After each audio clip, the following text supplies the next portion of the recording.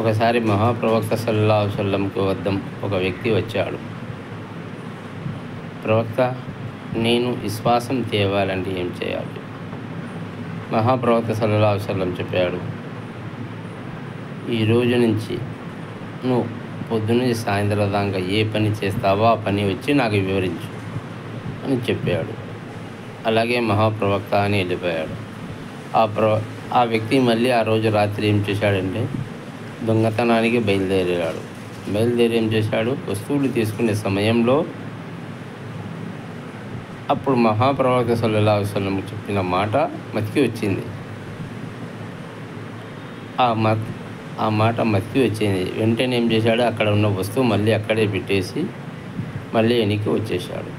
ఉదయం లేచాడు, మళ్ళీ మహాప్రవక్త సల్లల్లాహు అలైహి వసల్లం వద్దకు వెళ్ళి ప్రవక్త అప్పుడు మహాప్రవక్త సల్లల్లాహు అలైహి వసల్లం అడిగాడు, ఈరోజు నేను ఏం పని చేశాను?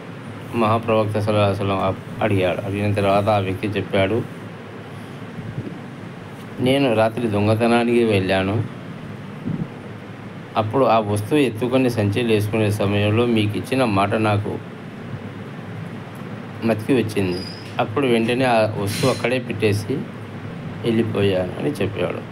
అప్పుడు మహాప్రవక్త సల్లల్లాహు అలైహి వసల్లం చెప్పాడు, నువ్వు ఇప్పుడే విశ్వాసం నాపై తెచ్చినట్టే, కలవా చదువుకొని విశ్వాసం చెయ్యి అని అప్పుడు చెప్పాడు మహాప్రవక్త సల్లల్లాహు అలైహి వసల్లం.